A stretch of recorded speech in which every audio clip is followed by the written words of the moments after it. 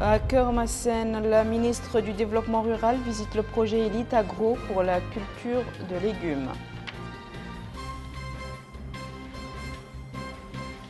Bonsoir mesdames, mesdemoiselles et messieurs et merci de vous joindre à nous. Nous ouvrons ce journal par ce message écrit adressé aujourd'hui par le président de la République, M. Mohamed Abdel Aziz, à son frère, Sa Majesté Hamad Ben Issa Ben Salman Al Khalifa, roi du Bahreïn. Le message a été remis à son Altesse royale, l'émir Salman Ben Hamad Al Khalifa, prince héritier, vice-président du Conseil des ministres du Royaume de Bahreïn, au cours d'une audience à Manama qu'il a accordée au ministre des Affaires étrangères de la coopération, M. Ismaël El-Cheikh Ahmed. L'entrevue s'est déroulée en présence de M. Cheikh Khaled Ben Hamad Ben Mohamed Al Khalifa, ministre des Affaires étrangères de la coopération du Royaume de Bahreïn. Le président de la République, M. Mohamed Abdel Aziz, a reçu ce matin au palais présidentiel à Nouakchott un message écrit de son frère, Sa Majesté Mohamed VI, roi du Maroc. Ce message a été remis au cours d'une audience accordée par le président de la République à l'envoyé spécial de Sa Majesté, le roi Nizar Baraka, secrétaire général du Parti marocain de l'Istiqlal, actuellement en visite en Mauritanie.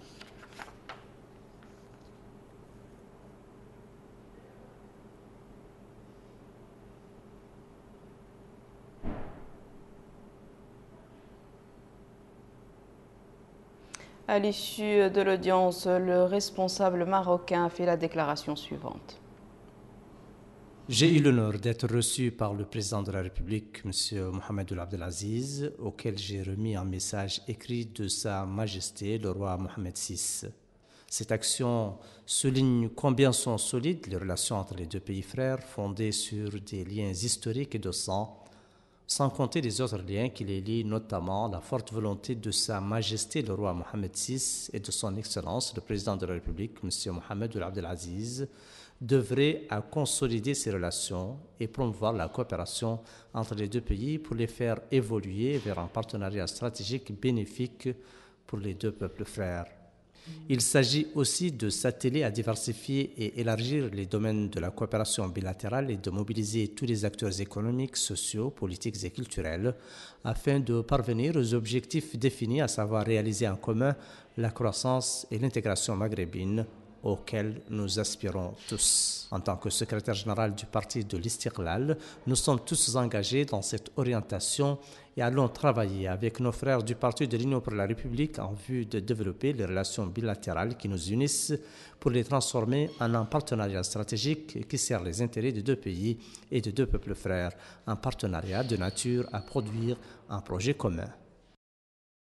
Je vous le disais en titre, le président de la République, M. Mohamed Abdel Aziz, a donné aujourd'hui dans la capitale le coup d'envoi pour la construction d'un réseau routier urbain bitumé à Nouakchott, long de 51 km couvrant certaines muqatas de la capitale. Le chef de l'État a par ailleurs effectué une visite au niveau du complexe ministériel en cours de construction dans la muqata de Tavrarzena. Aminata Khan nous en dit plus.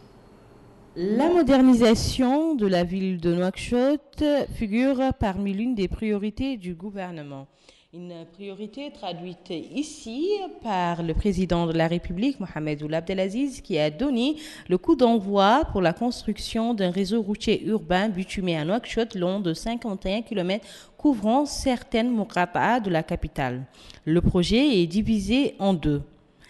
Le premier projet porte sur 24 km de route bitumée et est réalisé pour un coût de 4,7 milliards d'anciens ouguias sur fonds propres de l'État. Les travaux seront achevés dans 3 mois. Cette partie des travaux du projet dans la muqata de Tavrarzena, depuis le carrefour du stade Cheikh Aoul Boidia jusqu'au marché Shingiti, en passant par plusieurs quartiers. Le second volet du projet, d'un coût de 2,7 milliards d'anciens ouguias, porte sur des tronçons routiers bitumés et dotés de bordures et de trottoirs d'une longueur de 26,7 km couvrant les muqata'a de Nouakchott, d'Arafat, de Dar Naïm et d'Elmina.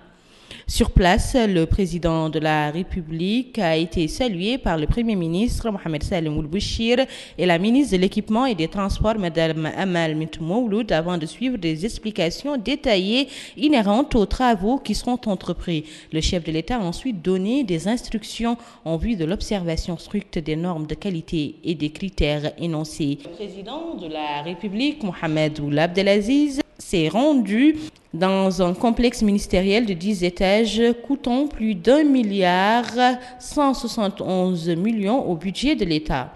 Là également, le président de la République a été accueilli par le Premier ministre Mohamed Salem Ould-Bouchir et du ministre de l'Habitat, de l'Urbanisme et de l'Aménagement du Territoire, Nani Ould Chrouqa. Ensuite, le chef de l'État a écouté des explications concernant les fonctions, les composantes et les étapes de l'achèvement de ce bâtiment. Le complexe comprend plus de 80 bureaux au premier étage, dont 22 et une grande salle de réunion, une section de documentation et archivage, un café, un couloir réservé aux budgétaires, des modules d'exposition électronique et au deuxième, troisième et quatrième étage. Ce bâtiment a été construit par le ministère de l'Habitat, de l'Urbanisme et de l'Aménagement du Territoire. Il sera inauguré dans 2 mois, Inch'Allah. Le réseau routier a connu un développement remarquable au cours des dernières années qui s'est traduit par le lancement de plusieurs projets routiers dans la capitale et à l'intérieur du pays. Ce réseau a permis de relier de nombreuses régions du pays et de mettre ainsi fin au désenclavement de celle-ci. Abdullah Damaba. Les différentes parties de la capitale vont être bientôt reliées par le biais d'un réseau routier d'une longueur de 51 km.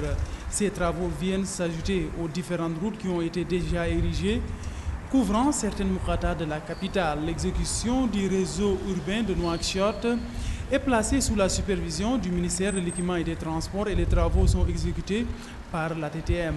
Le gouvernement a mis en place une politique pour le développement et l'élargissement de la voirie urbaine, ce qui a facilité la circulation des conducteurs et piétons avec l'élargissement des routes en plus des trottoirs qui ont été érigés. L'investissement qui a été effectué dans le cadre des infrastructures routières est plus que conséquent ces dernières années. Ainsi, de l'indépendance jusqu'en 2009, 3000 km de routes ont été construites, alors que de 2009 à 2018, 6000 km de routes ont été érigées. Ces investissements ont permis d'entretenir certaines infrastructures routières qui étaient défectueuses. En plus de 20 moukhata ont été désenclavés grâce à ce travail qui a été abattu pour faciliter l'accès des zones reculées du pays et les relier aux centres urbains. L'association Nemjat pour le développement culturel et social a organisé hier soir à Nouakchott un colloque sous le thème « Le rôle du soufisme dans le renforcement et l'ancrage de la paix sociale » avec comme modèle Cheikh Saad Bou. Rabia Adeda. Le rôle du soufisme dans le renforcement et l'ancrage de la paix sociale avec comme modèle Cheikh Saad Bou, tel est le thème de ce colloque organisé par l'association Nemjat pour le développement culturel et social. Supervisant la rencontre, le ministre des Affaires islamiques et de l'enseignement originel, Ahmed Ould El Daoud, a précisé que cette conférence constitue une importance capitale compte tenu du contexte actuel et de son sujet, qui va permettre une appréhension des contributions remarquables de Cheikh Saad Bou Mohamed Fadl Ould Mamina, cet homme qui a consacré sa vie à l'acquisition du savoir, à l'enseignement et à l'épuration des esprits. Il a ajouté que les visées qui ont motivé l'action de cet érudit et éminent leader du soufisme, à savoir la vulgarisation du savoir, la propagation des nobles valeurs et l'ancrage des vertus du soufisme chez les adeptes de la doctrine al-Qadiriya, sont celles recommandées par le président de la République Mohamed Ould Abdelaziz, eu égard à leur rôle considérable dans l'enracinement de la paix, de la sécurité et de la stabilité. Pour sa part, le président de l'association Nemjat pour le développement culturel et social, Mohamed Taqiyullah Ould Cheikh El Khalifa, a précisé que le colloque, organisé annuellement, a pour but de bâtir les ponts de l'entente et de renforcer la cohésion sociale entre les différentes franges de la société mauritanienne. Quant au représentant du calife général de la doctrine al-Qadriya, Cheikh Melani Ould Mahfouz, il a précisé que les leaders actuels du soufisme doivent imiter et s'inspirer de l'œuvre de leurs précurseurs, surtout Cheikh Saad Bou Mohamed Fadl Ould Mamina.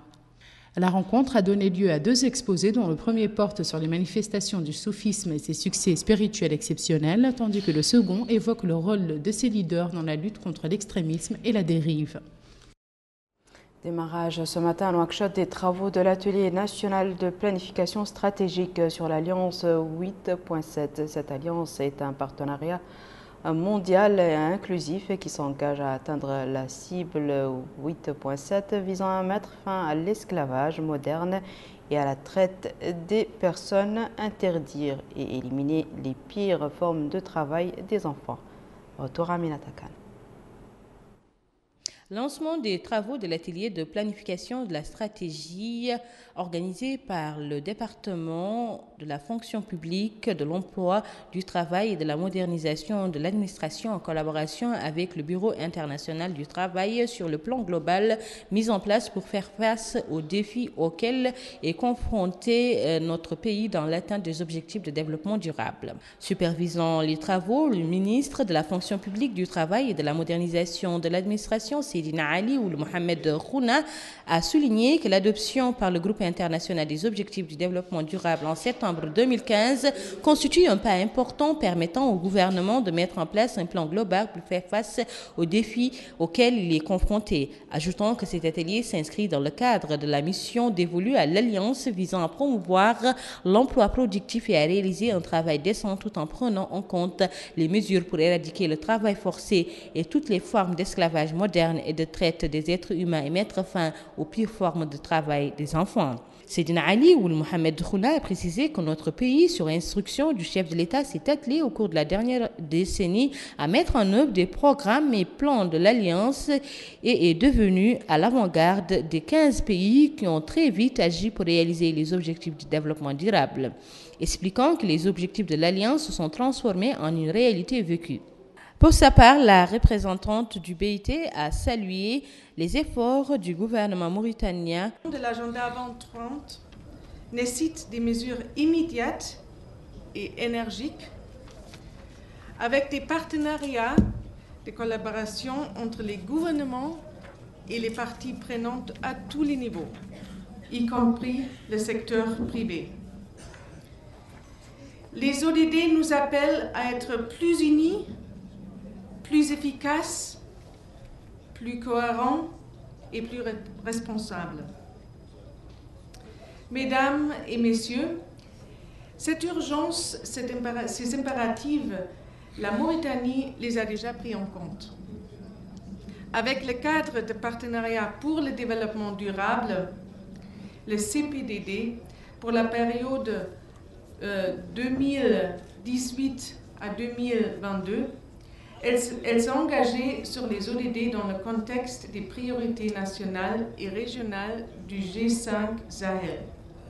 Le démarrage des travaux s'est déroulé en présence du commissaire aux droits de l'homme, à l'action humanitaire et aux relations avec la société civile, Mohamed Lamine Ould Sidi, du secrétaire général du ministère de la fonction publique, Ahmed Ould Mohamed Mahmoud Wouldji, et des représentants des instances et organisations syndicales et des délégués de la société civile. La ministre du Développement rural a effectué aujourd'hui une visite au niveau du projet Elite Agro pour la culture de légumes dans la Mourata de Kermassen en compagnie du wali de la wilaya du Trarza, M. Moulay Ibrahim. Les détails de cette visite avec Abdullah Damapa.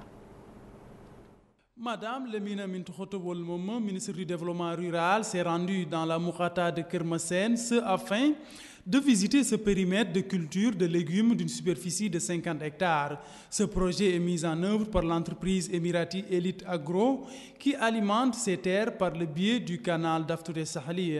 Sur place, Mme Lemina Mintokhotobol Momo a reçu des explications techniques sur ce projet et s'est enquis des différents types de légumes cultivés ainsi que de leur compatibilité avec les saisons de culture. La récolte dure 5 mois, reflétant ainsi les capacités des terres arables en Mauritanie. Ce projet reflète aussi l'importance de l'investissement dans ce domaine qui profite en premier aux habitants, avec plus de 100 emplois qui ont été générés grâce à cette ferme. Mohamed Moussa Emiri, directeur régional d'Elite Agro, a affirmé qu'ils ont débuté ce projet en septembre 2017. 5 mois, dit-il, par la suite, on a pu récolter. Les résultats, dit-il, sont encourageants. On travaille, dit-il, avec des coopératives. Nos produits, souligne-t-il, sont vendus jusqu'en Grande-Bretagne. Les exploitants de ce projet sont à pied d'œuvre afin d'élargir et diversifier leur activité. Ils ont ainsi pour ambition de commercialiser leurs produits sur toute l'étendue du territoire national. Madame Mouna Mintdehi, directrice des ressources humaines d'Élite Agro Mauritanie, a déclaré que la concrétisation de ce projet agricole est un rêve qui vient d'être réalisé en dépit, dit-elle, de tous les problèmes auxquels ils ont été confrontés. Elle a aussi fait part de l'aide et de l'accompagnement du département du développement durable. Enfin, elle a précisé que plusieurs personnes issues de cette zone ont pu acquérir des emplois grâce à ce périmètre agricole. Madame la ministre a terminé sa visite à Kermassène par ce déplacement au niveau de ses travaux de drainage des eaux, ce afin de faciliter l'irrigation par le biais du canal. Elle a dans ce cadre rappelé aux responsables l'impérieuse nécessité d'achever ces travaux avant la campagne agricole. La capitale a abrité ce matin les travaux de l'atelier de présentation du futur programme d'appui à la décentralisation et au développement des villes intermédiaires. Les objectifs de cette rencontre avec Malika Narli. L'objectif de cet atelier de concertation, c'est de mieux connaître les défis auxquels font face les localités et villes ciblées par le projet d'appui à la décentralisation et au développement des villes intermédiaires à travers l'échange avec les maires et conseillers régionaux, les services déconcentrés de l'État, le gouvernement. Ce projet, qui est dans sa phase d'identification, est une émanation du nouveau cadre de partenariat entre la Banque mondiale et la Mauritanie 2018-2023.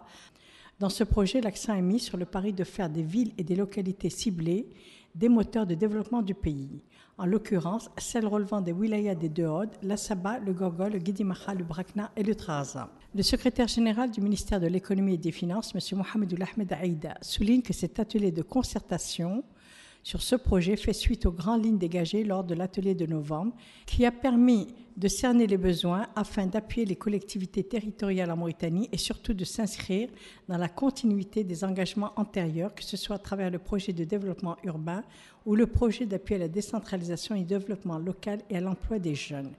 Ces deux projets ont une portée significative sur les populations et leur accès aux infrastructures de base grâce aux projets menés sur le terrain avec l'appui de l'Union européenne et de la Banque mondiale. Le gouvernement, avec la collaboration de la Banque mondiale, a identifié les villes et localités ciblées par ce nouveau projet visant à financer les infrastructures de base et à stimuler les investissements publics et privés et à renforcer les capacités des bénéficiaires ciblés et des autres parties prenantes. L'accent mis par le gouvernement mauritanien sur la décentralisation et la régionalisation témoigne de sa volonté à renforcer sur le plan des ressources humaines et financières les collectivités territoriales pour qu'elles soient des acteurs clés du développement du pays. Pour cela, il est également nécessaire de renforcer les services techniques déconcentrés pour appuyer, orienter et coordonner la politique locale. L'objectif de cet accompagnement est de jeter les bases d'une véritable économie qui s'appuierait sur les centres urbains et ruraux producteurs, dont l'émergence n'est pas seulement au cœur des politiques de développement, mais aussi et surtout un formidable gisement d'emploi pour la jeunesse mauritanienne, garant de la stabilité sociale. À travers la mise en place de ce nouveau cadre pays, la Banque mondiale souhaite jouer le rôle d'accélérateur de croissance permettant de structurer de manière durable le développement du pays et ce dans le prolongement des politiques publiques déjà engagées. Son Excellence, Monsieur le Hussein Ould Sidi Abdallah Ould Deh a présenté ce matin à Khartoum ses lettres de créance au président soudanais.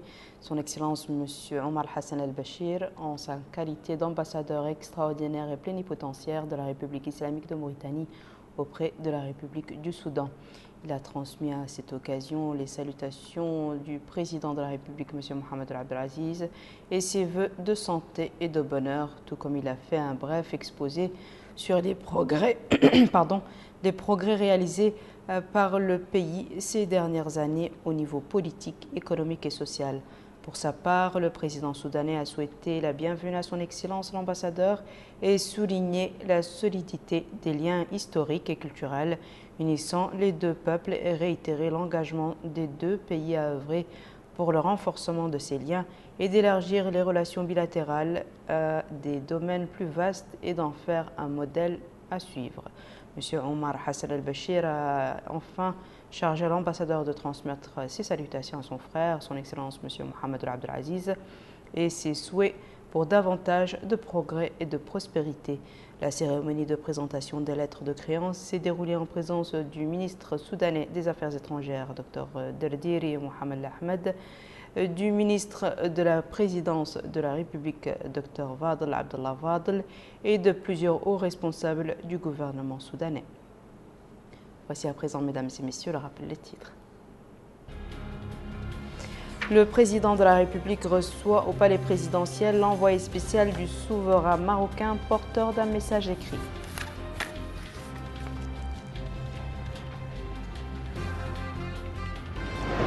Le président de la République donne à partir de la Muqata'a de Tavlarzena le coup d'envoi d'un réseau routier bitumé à Nouakchott.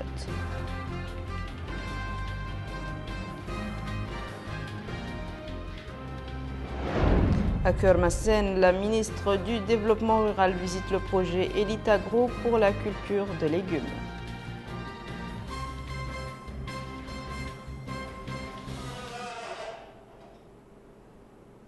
C'est la fin de ce journal, mesdames et messieurs. Merci à vous de nous avoir suivis. Merci de votre fidélité. On se retrouve demain à la même heure, Inch'Allah.